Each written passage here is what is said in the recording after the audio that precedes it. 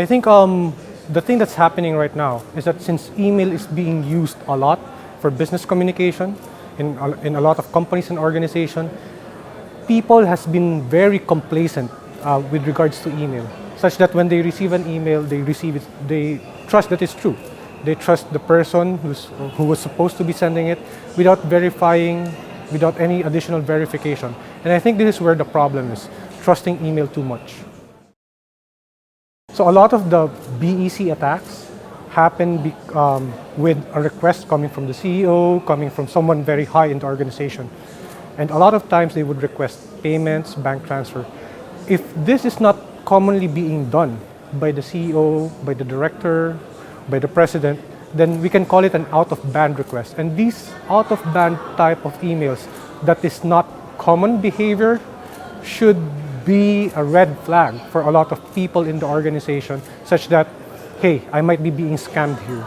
I might be encountering a fraud that is going on, and I need to check, one, if it's true, and two, if there are certain accounts that are compromised that the attacker is using to do this.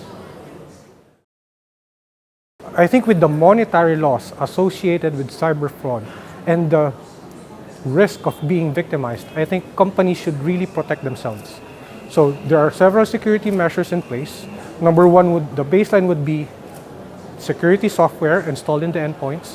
One of the things that they can also do is to have mail security, security on the mail server side of things in order to detect and flag potentially unwanted email, potentially fraud-related email, and other basic things like two-factor authentication to make it at least difficult for the attacker once the account gets compromised to be able to log in using webmail.